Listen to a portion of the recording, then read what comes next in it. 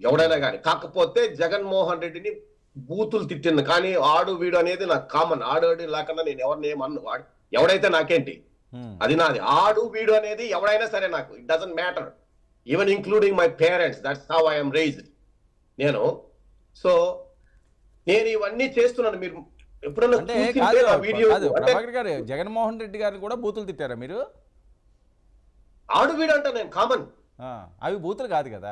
మీరు అలాగా అందరినీ ఆడు వీడు అంటే చాలా బూతులు మాట్లాడతారు, చాలా పచ్చి పచ్చిగా మాట్లాడుతుంటారు, ఆడ మగ తేడా లేకుండా మాట్లాడుతుంటారు. ఇంత ఉన్నత చదువులు చదువుకున్న పంచి ప్రభాకర్ గారు ఏదైనా సూచనలు ఇవ్వచ్చు, సలహాలు ఇవ్వచ్చు, కానీ ఎందుకు ఈ రకంగా మీరే చెప్తుంటారు కదా, ఉన్నత విద్యను అభ్యసించారు, నా ఆలోచన సరళి వేరు, నేను మంచి జరుగుతుందని చెప్పి నాకు ఇష్టమైన జగన్మోహన్ రెడ్డి గారికి ఏదో సూచనలు ఇచ్చాను, సలహాలు ఇచ్చాను, ప్రభుత్వానికి ఇచ్చాను, వినకపోతే ఆయన కర్మ అనుకోవడం వేరు. కానీ మిగతా పార్టీల మీద విరుచుకుపడడం, అసభ్య పదజాలంతో వీడియోలు పెట్టడం మీకు ఎప్పుడు బాధ అనిపించలేదా? ఇట్లా ఎవరన్నా మీలాంటి మేధావులతో కూర్చొని మాట్లాడినప్పుడు అనిపిస్తుంది, కానీ తర్వాత మళ్ళీ నేను మారిపోతాను. మళ్ళీ నా రెండు షేడ్లు ఉన్నాయా ఇందులో? నేను మీ ఛానల్లో వచ్చి మీతో మాట్లాడినప్పుడు, మీరు అసభ్య పదజాలం మాట్లాడినప్పుడు నా నోటి నుంచి ఏదైనా కానీ వస్తే నేను ఎప్పుడు కావాలంటే చూడండి నా వీడియోస్. నేను ఎక్కడన్నా కూర్చొని ఒక సభ్య సమాజంలో కూర్చొని నేను సభ్యతగా మాట్లాడిన వ్యక్తులు అసభ్యంగా మాట్లాడిన లేవు. కానీ నాకు అటువైపు అసభ్యత కనిపిస్తే దానికి రెండింతలు మాట్లాడాను. నువ్వు అనుకున్నావు నాలో అసభ్యతను చూస్తున్నా, కానీ నాలో అసభ్యత రావడానికి కారణం అసభ్యత ఎక్కడుందో అనేది మీరు మూలాలు గమనించడం లేదు. ఎవరు చేసినా తప్పే, అది ప్రభావం చేసినా తప్పే, నేను చేసినా తప్పే, నాకు అవసరం కూడా లేదు. ఎందుకంటే మీరు ఒక విషయం ప్రభాకర్ గారు మీరే మాట్లాడుతున్నారు. నేను అనేది ఏంటంటే ఒక్క పంచి ప్రభాకర్ గారి గురించి నేను చెప్పట్లేదు. సోషల్ మీడియాలో వికృతంగా మాట్లాడి ఇబ్బందికరంగా పోస్టులు పెట్టే వాళ్ళందరికీ ఇది మీరనే కాదు, నేను చేసినా అది ఇంకొకటి చేసినా తప్పే కదా. ఎక్కడో దగ్గర ఒక బ్రేక్ పడాలి, ఎక్కడో దగ్గర ఫుల్ స్టాప్ పడాలి, ఎక్కడో దగ్గర చేంజ్ రావాలి. తప్పు నేను ఒప్పుకుంటున్నాను. అఫ్ కోర్స్ నేను అసభ్యతలో నుంచి వచ్చాను. దట్ ఈస్ మై స్ట్రెంగ్త్ అనుకున్నాను. తద్వారా నేను కొన్ని పాయింట్లు వెళ్తాయనుకున్నాను, సమాజంలోకి తీసుకున్నాను. Yes, I made a mistake. ఆ అసభ్యతతో ఖండించడంలో మిస్టేక్ కాదు, కానీ నేను సభ్యతను కోల్పోయాననేది నాకు తెలుసు. ఆ విషయం నేనేం శుద్ధ పూస అని మీకు చెప్పడం లేదు. కానీ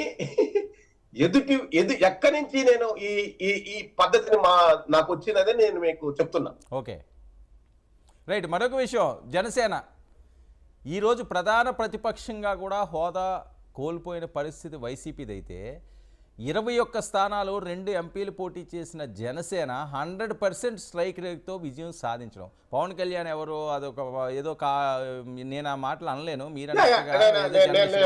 ఇంకో కళ్యాణ్ విజయం సాధించాడు. కంగ్రాచులేషన్స్. పవన్ కళ్యాణ్ ఎమోషనల్ వ్యక్తి. అతనికి ఇప్పుడు బాధ్యత చాలా పెరిగింది. ముందు ఉంటది, బాధ్యతలు ఎట్లా తీసుకుంటాడనేది చూద్దాం. అంటే అఫ్ కోర్స్ నేను ఒక వ్యక్తి యొక్క ఇప్పుడు తనున్నాడు, I'm not talking about background of white. ఇప్పుడు ప్రస్తుత పరిస్థితుల్లో అతని యొక్క రాజకీయ ప్రస్థానంలో ఇది మొట్టమొదటి విజయం తనకి, నైతికంగా అన్ని విధాలుగా. ఎందుకంటే ఇన్ని రోజులు తను 14 సంవత్సరాల్లో 15 సంవత్సరాల్లో తిరిగినప్పుడు అతనికి లగేజీ బ్యాగేజీ, దాంతో పాటు ఫ్యాన్స్ కూడా ఉన్నారు. కానీ ఇప్పుడు ఒక రాజకీయ నాయకుడిగా తనకు పట్టం కట్టారు కదా, అంటే తనకు ఇబ్బందికరంగానే, అంటే is not an sole proprietor of the party. అంటే ఇప్పుడు కూటమిలో is not sole proprietor, but is a partner, right? Let us see అతని యొక్క రాజకీయ చాణక్యత ఏందనేది. I think I congratulate him. And also గెలిచిన జనసేన పార్టీ వాళ్ళకందరికి కూడా నా అభినందనలు. I wish them good luck. సమాజంలో ఏమి మార్పులు తీసుకొస్తానో నేను చూస్తాను. అంతకుముందు సమాజం ఎలా చెడిపోయిందో మరి ఇప్పుడు చెడిపోకుండా ఎలా చేస్తారు, లేకంటే చెడిపోయిందని ఎలా చేస్తారు అనేది I think that is what I want to see. Okay, ఆయన మీద చాలా విమర్శలు చేశారు కదా. ఇప్పటికైనా పవన్ కళ్యాణ్ రియల్ హీరో కాదు, రియల్ హీరో అని ఒప్పుకుంటారా ఈ విజయంతో? ఒప్పుకుంటున్నా. ఎస్ ఒప్పుకోవాల్సింది. ఎందుకంటే దిస్ ఇస్ క్లియర్. నేను ఒప్పుకోకపోతే అప్పుడు ఇప్పుడు అన్ని కరెక్ట్గా ఉన్నాయి కదా, ఏది 21 out of 21 ఎవడు సాధించలేదు. Yes yes real hero, yes. కానీ ఎవరికి అనేది నాకైతే కాదు, అంటే అఫ్ కోర్స్ నాకైతే హీరో కాదు కదా.